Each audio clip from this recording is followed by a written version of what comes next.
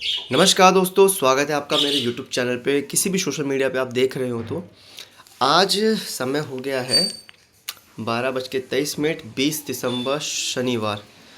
और काफ़ी सारे सोशल मुद्दे आजकल चल रहे होंगे। मैं थोड़ा सा अपडेट दे दूं क्या चल रहा है मार्केट में। बांग्लादेश में निर्मम तरीके से एक हिंदू व्यक्ति की हत्या कर दी गई, एक धार्मिक उन्माद के नाम पर। और काफ़ी सारा वहाँ पे शेख हसीना के लेकर के काफ़ी ज़्यादा जो है राजनीतिक भूचाल हो रखा है। कहीं भूकंप आ रहा है, कहीं पे बाढ़ आ रखी है। हमारे देश में एक बहुत ही ज़्यादा पॉलिटिकल अस्थिरता सी बनी हुई है।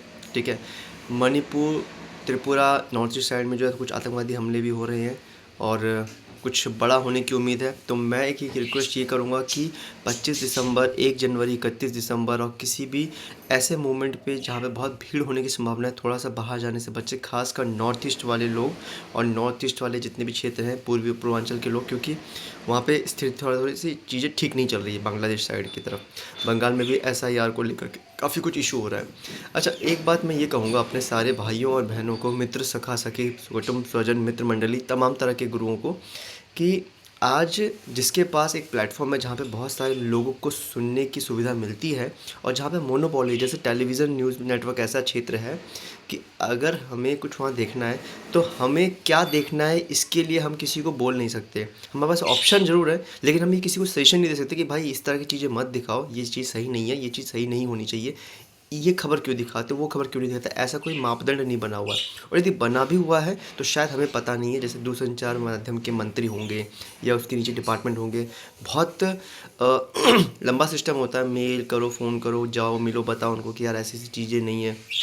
फिर आपको मिलेगा मौका कि आपके अकेले के सुनने देखने के लिए हम जो इस तरह की सीरियल्स में कटौती या सीन कट नहीं कर सकते या फिर उनको डांट नहीं सकते। ऐसा ऐसा मुझे ऐसा लगता है कि हम देश में जितने भी मेंबर्स हैं, जितने भी नागरिक जन हैं, हम सभी को अपने भारत सरकार के तमाम मंत्रिमंडल जो होते हैं, जो चुने हुए सरकार के लोग होते हैं, जैसे आपके हो गए शिक्षा मंत्री, रेलवे मंत्री, स्वास्थ्य मंत्री, पर्यावरण मंत्री, कृषि मंत्री, ऐसे सभी मंत्रियों की लिस्ट की अपडेटेड सूची हमारे ऐप पे या हमारे वेबसाइट पे, हमारे लैपटॉप पे या हमारे टेलीविज़न पे बताया जाना चाहिए। रोज़ टेलीविज़न न्यूज़ या सीरियल के अंत में या शुरुआत में ये बताया जाना चाहिए कि आज हमारे इस भारत देश में जितने भी केंद्रीय मंत्री हैं उनके नाम क्या है, उनके आवास किधर है, उनसे बात करने का साधन क्या है, उनका कितना इनकम सोर्स है, कहाँ रहते हैं, क्या उनके जो प्रोजेक्ट्स कंप्लीट हुए हैं, कितने उनको काम दिए गए थे, कितने काम नहीं हुए। इससे फ़ायदा ये होगा कि आम जन को अपने मंत्रियों से मिलने का मौका मिलेगा, उनको अपनी बात रखने का मौका मिलेगा।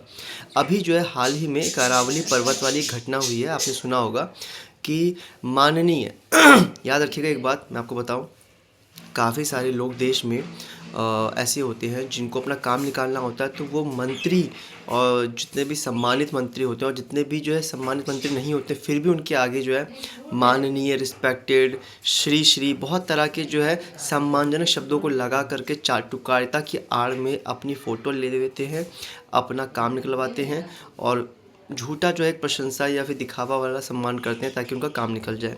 वैसे न्यूज़ चैनलों के माध्यम से काफ़ी सारे क्रिएटर्स अपनी दबी आवाज़ में सुप्रीम कोर्ट को संबोधित करने से पहले माननीय, रिस्पेक्टेड लगा करके बात करते हैं, लेकिन सच क्या है, कैसी भावना है जनता के मन में, वो आप सभी को पता है कि कभी कुत्तों पे कैसे बयानबाजी आ जाती है, कैसा वर्डिक्ट आ जाता है। तो मुझे थोड़ा समझना है सभी लोगों से, और मुझे आप कोई अगर ऐसे उच्च मार्गदर्शक गुरु हो तो बताइए कि एक सुप्रीम कोर्ट की एक लॉबी है जहाँ पे तमाम जजेस बैठे होते हैं जिनको बहुत सालों का अनुभव होता है केस सुनाने का। वो एक जगह बैठ करके पूरे देश के विषयों पर एक अपनी राय बताते हैं, फैसला देते हैं कि यार ये चीज़ सही है, ये चीज़ गलत है। सारे सबूत उनको दिखाए जाते हैं, उनको ढूंढना भी नहीं तो वो बैठे रहते हैं, उनको ही बताना है कि भाई देखो ये रहा हमारा सबूत, उन्हीं को बताना कि ये रही हमारी गलती है, ये हमारी अच्छाई। ग्राउंड पे क्या हो रहा है उनको नहीं पता। तो ऐसे अरावली पर्वत पे जो अभी एक वर्डिक्ट आया है, जो एक फैसला आया है, जो मुझे सुनने को मिला है बहुत सारे न्यूज़ रिसोर्स से, और मैंने 2 वीडियो देखे हैं एक रिपब्लिक न्यूज़ देखा है, एक अंकित अवस्थी जी की वीडियो देखी, जिसमें ये पता चला कि 100 मीटर समुद्र तल की बात नहीं कर रहा, 100 मीटर उस क्षेत्र के जहाँ पे भी वो पर्वत होगा, 100 मीटर की जितनी भी ऊंचाई वाला पर्वत है, उस पर्वत से ऊपर जो भी 101 मीटर भी हुआ तो उसको तो वो पर्वत श्रृंखला मानी जाएगी, उसको पहाड़ माना जाएगा। लेकिन 100 मीटर से नीचे वाले जितने भी होंगे उनको पहाड़ नहीं माना जाएगा, तो उनको आप आसानी से खनन कर सकते हैं, काट सकते हैं। मेरे यहाँ पे बहुत सारे सवाल मन में आ रहे हैं। सवाल पहले भी आते थे, लेकिन आज मैं शुरू कर देता हूँ। पहला सवाल ये है कि इस देश की धरती, जो हमारा भारत क्षेत्र है, भारत भूखंड है, उसमें जन्म लेने वाले प्रत्येक व्यक्ति का समान अधिकार है, हमारे 7 नागरिक कानून अधिकार है। तो ये जो ज़मीन है जो सरकारी है, सरकारी मतलब कि सबकी है, सारे लोगों की है, उसको सरकार कैसे जो है ठेके पे दे देते कुछ चंद लोगों को, और उनको दे देते लाइसेंस कि आप यहाँ पे खनन करो। फिर उस लाइसेंस के दम पे जो उनको पैसे मिल जाते हैं, तो क्या पैसा उस खनन में, उस मिट्टी या उस मिनरल्स की क्षतिपूर्ति कर देगा? उस पैसे पे तो कायदे से पूरे देशवासियों का अधिकार है। और चलो पूरे देशवासी का अधिकार नहीं भी है, तो उस क्षेत्र की जो राज्य है, उस राज्य में बसने वाले, जन्म लेने वाले ये जो वैध नागरिक हैं, उनका बराबर का अधिकार है। तो आपको उनको बताना चाहिए कि देखिए जी, हमने इस ज़मीन को यहाँ पे जो है आवंटित किया है इस तरह की चीज़ों को करने के लिए। और एक राज्य के हिसाब से एक टेलीविज़न चैनल या न्यूज़पेपर होना चाहिए जहाँ पर सरकार के होने वाले तमाम प्रयास या कार्यक्रम को या गतिविधियों को बताया जाना चाहिए कि हमने जो है प्राइवेट सेक्टर के इन लोगों को जो है ये आवंटित किया है, ये ज़मीन ये दी है, इतना पैसा आया है, इतना धन अर्जित हुआ है, इतना लॉस हुआ है, इतना प्रॉफिट हुआ है, ये पता चलना चाहिए।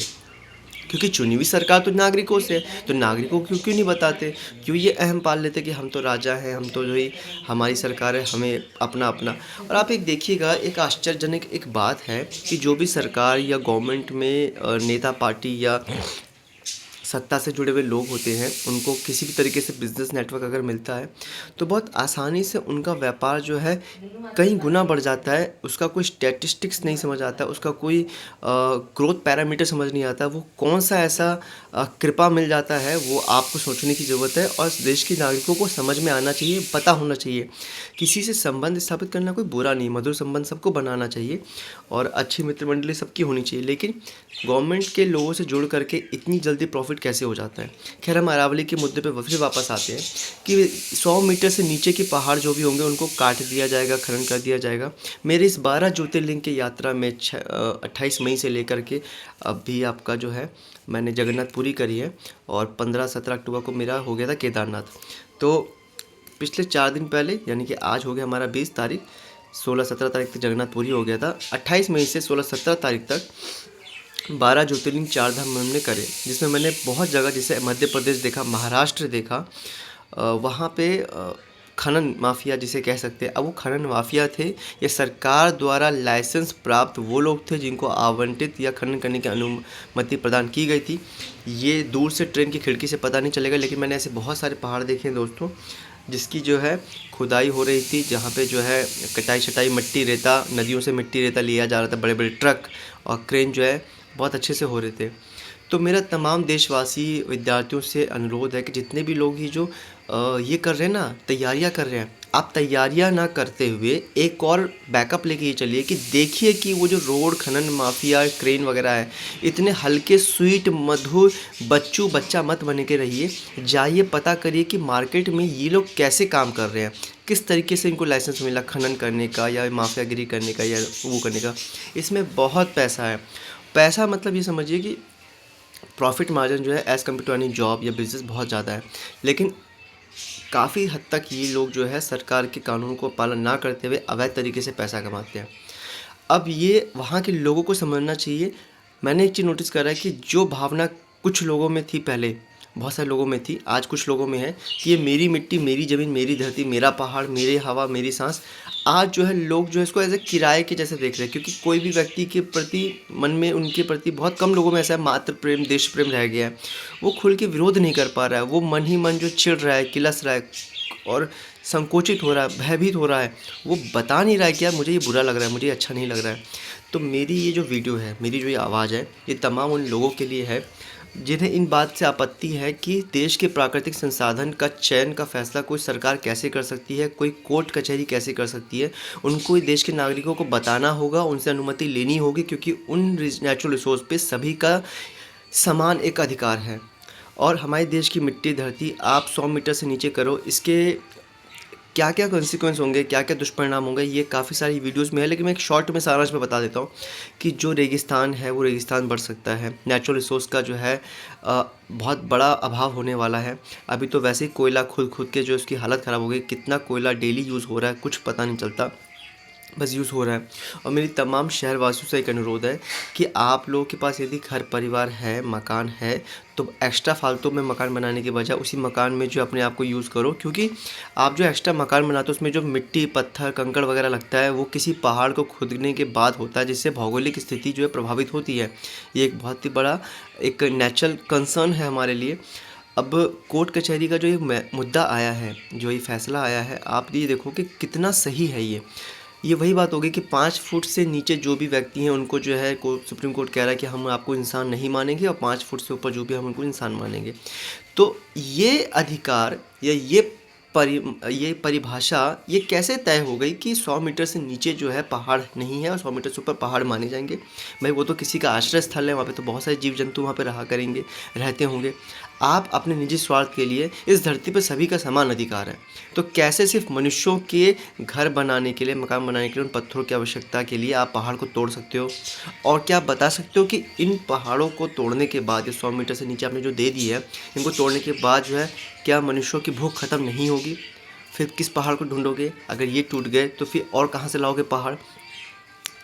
मेरे हिसाब से हमारे हर क्षेत्र के, ज़िले के, राज्य के पिन कोड में वहाँ पे विधायक, उप विधायक, सांसद, एमएलए, छोटे मंत्री, मेजर, जो भी है देश की राजनीतिक प्रशासनिक व्यवस्था में जो भी हैं, जिनका भी कर्तव्य है, जिनके भी अधिकार हैं, जिनके भी अधिकार क्षेत्र में हैं, उनको समझना होगा कि ये देश की मिट्टी है, आपकी ये मातृभूमि है, आपका ये आपकी जननी है, और इस पर समान अधिकार है। और आपको अगर नियुक्ति मिली है, आपको पद पे सत्तारूढ़ हो आप, तो आप सेवा के लिए हो, आप वहाँ पे जो है अवैध तरीके से किसी को लूटने के लिए नहीं हो।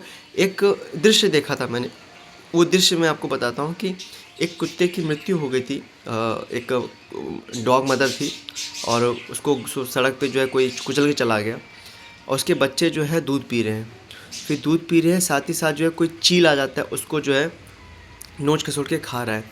बच्चे दूध भी पी रहे हैं। तो ये वही बच्चे हैं जो अपनी मरी हुई माँ को जो है, या माँ घायल है तो उनको जो है ऐसा ऐसा कर रही है। आपके मातृभूमि, आपकी देश की भूमि, आपकी देश की माँ पे जो है इस तरह का आघात हो रहा है और आप इस तरीके से देख रहे हो, तो ऐसा करुणाहीन या भावना शून्य नहीं होना चाहिए। आपको समझना होगा कि भाई इसका बहुत ही बड़ा खतरनाक इम्पैक्ट पड़ेगा। गाय को लेके हमारे देश की कानून की स्थिति क्या है आपको पता, कूड़ा खा रही है, इतने सारे कानून है, और कुछ चारा खा जाते हैं, कुछ क्या खा जाते हैं। गंगा पे सफाई पे मिलने वाला पैसा जो है कितने लोगों ने खाया, ये भगवान जाने। मेरा सभी नागरिकों से अनुरोध है, सभी देशवासियों से अनुरोध है कि जो सत्ता पे बैठे नेता है ना, ये नेता इतने ज़िम्मेदार नहीं होते। मैं इनका साइड नहीं ले रहा, जितनी ज़िम्मेदार इन नेताओं को देने वाले, सजेशन करने वाले लोग होते हैं, इनके सलाहकार होते हैं, इनके नीचे बैठने वाले लोग होते हैं, मंत्री होते हैं, इनके नीचे बैठने वाले अधिकारी होते हैं। क्योंकि ये फ्रंट फेस होते हैं, ये बस नज़रिया या आईना बनते हैं, ये ज़रिया बनते हैं, माध्यम बनते हैं अपने काम निकालने का। इनको इतनी एक्सपर्टीज़ नॉलेज नहीं होती। आपको क्या लगता है कि पीएम मोदी को पूरे देश भर, संसार भर की नॉलेज होगी क्या? उनको कहाँ क्या मीटिंग करनी है उनको पता है क्या? उनके पास एक पीए होता है, एक असिस्टेंट सेक्रेटरी होते हैं, ऐसे हर मंत्री के पास होते होंगे। उनको ही बताया जाता है कि सर आपकी आज की क्या एक्टिविटीज़, कार्यशैली ये है, गतिविधि ये है, ऐसा है वैसा है। खैर, ये जो कुत्ते वाला एग्जाम्पल है, ये बस उदाहरण मात्र के लिए था। इसको आप ऐसा मत समझना कि मैं किसी की तुलना कर रहा हूँ। ये यही बताने का था कि हमारे देश की स्थिति बहुत ही ख़राब हो रखी है, लेकिन हम जो है कुछ टीवी सीरियल्स पे, कुछ खेल जगत की बातों पे, कुछ फिल्मों तक सीमित हो जाते हैं, और राष्ट्र की परिभाषा, राष्ट्रवादी की परिभाषा, देशभक्ति की परिभाषा, धर्म की परिभाषा कोई पॉलिटिकल पार्टी तय नहीं कर सकती, कोई न्यूज़ रूम के लोग तय नहीं कर सकते। क्या टीवी पे दिखाया जा रहा है वही खबर नहीं होती। आपको ये समझना होगा कि देश में इतना संवेदनशील मुद्दा होता है, लेकिन खबरें जो है विदेशों की दिखाई जाती है। भाई मुझे नहीं सुनना बांग्लादेश और पाकिस्तान और दूसरे देशों में क्या चल रहा है।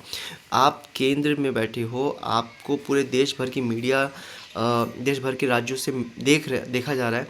मैं उड़ीसा में गया, बिहार, बंगाल में गया, मैंने एक चीज़ नोटिस करी कि वहाँ के लोग जो है सेंट्रल न्यूज़ को नहीं देखना पसंद करते, वहाँ के लोग लोकल न्यूज़ रूम को देखना पसंद करते हैं, क्योंकि वहाँ की जो सेंट्रल न्यूज़ के प्रति लोगों का जो नज़रिया वो ऐसा है कि ये पॉलिटिकल फेवरेटिज्म वाले लोग हैं, ये एक पार्टिकुलर पार्टी को सपोर्ट करते हैं। मैं किसी पार्टी का नाम नहीं लूँगा, आप समझ रहे होंगे।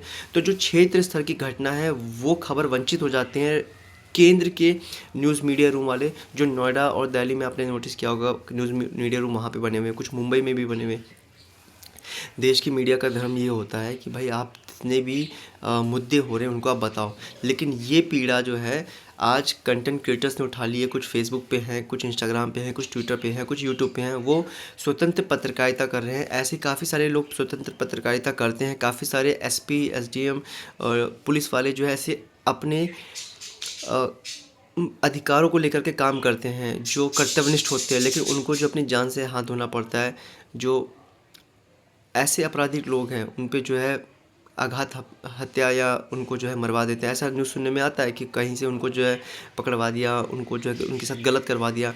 तो हमारे देश के लोगों से मुझे अनुरोध है कि आप जितने भी ऐसे लोग हैं किसी भी राज्य में बैठे हैं, आप अपने क्षेत्र के नेता, विधायक, सांसद, एमएलए, एमपी, उस क्षेत्र के प्रशासनिक अधिकारी, उन सब का जो है नंबर निकालें, ईमेल निकालें, वेबसाइट निकालें, उन पे एफिडेविट करें, उन पे जो है आरटीआई डालें, उनको सवाल करें, जवाब करें। ये आपके अधिकार क्षेत्र की बात मैं आपको बता रहा हूँ।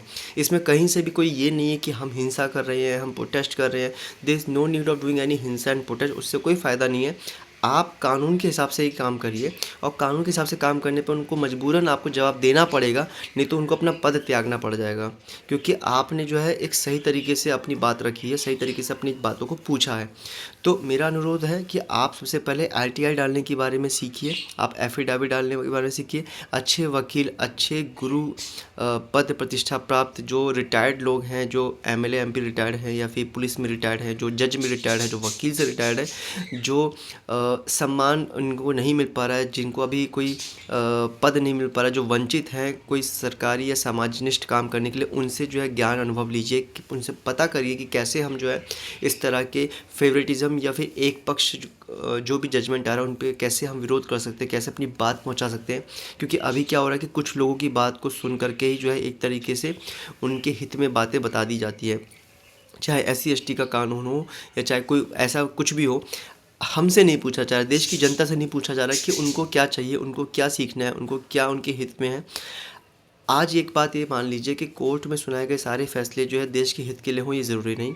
देश की सरकार कोई भी कानून पारित करे या कोई भी योजना लाए, वो सभी के हित में हो, ये ज़रूरी नहीं। वो हो सकता है कि किसी पार्टिकुलर पक्ष को फ़ायदा पहुंचाने के लिए भी किया जा सकता है। अडानी अंबानी का आपने नाम सुना होगा।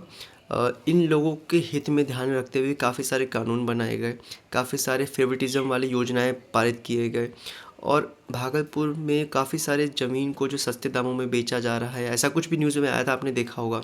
तो हम वहाँ पे इतने पंगु क्यों बन जाते हैं? हमें पूछना चाहिए लोगों से, एक अवेयरनेस रेज़ करानी चाहिए। आपस में सबसे पहले तो ना लड़ा जाए, मैं एक ये अनुरोध करूँगा। जितने भी सरकारी या जितने भी एक सोशल वर्कर वाला जो ग्रुप है, वो सबसे पहले ये याद रखें कि कॉमन मुद्दों को लेकर के सबसे पहले जनता का जो है एक सानिध्य प्राप्त करे, समर्थन प्राप्त करे। क्योंकि गवर्नमेंट अभी जो केंद्र में है, कहीं ना कहीं उनके अंदर एक तानाशाह वाली फीलिंग आ रही है। जो डेमोक्रेसी है, वो डेमोक्रेसी की ना लोगों को पता है, और जो लोकतंत्र था उसका भी मजाक बनकर रह गया। एक अपने हित में साधने की बात की जा रही है। जो खबर है वो दिखाई नहीं जाती, खबर को छुपाया जाता है, और जिस चीज़ की खबर नहीं होनी चाहिए थी उसको खबर बना के बेचा जा रहा है, दिखाया जा रहा है। कुछ पार्टिकुलर मीडिया ग्रुप जो पेड हैं, आपको पता होना चाहिए कि जितने भी न्यूज़ मीडिया चल रहे हैं उनकी सैलरी कहाँ से बनती है, सरकार से उनको कैसे लाभ मिलता है। तो आपको ये समझना पड़ेगा हर चीज़ के पीछे एक वित्त काम करता है, एक फाइनेंस काम करता है, एक इकोसिस्टम काम करता है, कि कहाँ से इनको एनर्जी मिले, कहाँ से सोर्स मिला है, कौन इन डिसाइड करता है कि खबर क्या दिखानी चाहिए, कौन ये डिसाइड करता है खबर क्या चलानी चाहिए। हम लोगों का ब्रेन वॉश किया जाता है अप्रत्यक्ष रूप से, और हम उस चीज़ को जो है, जिस चीज़ को ज्ञान समझ के ग्रहण करें टेलीविज़न, मीडिया या यूट्यूब पे, कई ऐसी चीज़ें हैं जिनको हमें लगता है कि ये बहुत सही चीज़ है, लेकिन वो हमारे लिए सही चीज़ नहीं, वो हमारे दिमाग का ब्रेन वॉश किया जा रहा है, हमारी सोचने समझने की शक्ति को धूमिल किया जा रहा है, ख़राब किया जा रहा है। अरावली पर्वत पर मेरा बस एक यही साइड रहेगा कि मैंने जो है इस वीडियो में कहीं से भी कोई आपत्तिजनक भाषा का इस्तेमाल नहीं करा, कोई विरोध ऐसा कुछ नहीं करा कि दिस एंड डैट। मैं बस आप लोगों को ये बताना चाहता हूँ कि इंटेलेक्चुअल होते हुए डिप्लोमेटिक तरीके से भी जो है कानून को ध्यान में रख करके भी अपनी बात हम रख सकते हैं, और उनको बैकफुट पे ला सकते हैं। क्योंकि ये एक पार्टिकुलर एक ग्रुप है जो पैसों वाला ग्रुप है, उनको कोई मतलब नहीं है, उनको बस पैसे से मतलब है, पैसा कमाना है। तो फ्लैट और मकान बनाने की होड़ और उनकी रिक्वायरमेंट तो है, ये बात सबको पता है, क्योंकि इतने मकान बन रहे हैं। और आपने देखा होगा दिल्ली एनसीआर में इतने सारे मकान और फ्लैट हैं जो जंग लग रहे हैं, जिनमें कोई काम नहीं, जिसमें कोई रहने वाला नहीं, लेकिन फिर भी जो है लोग वहाँ पे नहीं रह रहे, क्योंकि उनके फ्लैट के ओनर्स ही चाहते थे कि करोड़ों में डील हो जाए, लेकिन वो हुआ नहीं, लोगों ने रिजेक्ट कर दिया। और अभी और भी अंधाधुन प्रोडक्शन हो रहा है, तो इस प्रोडक्शन पे रोक हो, एक तय मानक सीमा तय हो कि कितने फ्लैट्स बनने चाहिए किसी शहर में, राज्य में, देश में, ज़िले में, कितने मकान बनने चाहिए, कितनी कंस्ट्रक्शन होनी चाहिए। इसी बात को रखते हुए अपनी वीडियो को समाप्त करता हूँ। जय हिंद, वंदे मातरम, भारत माता की जय।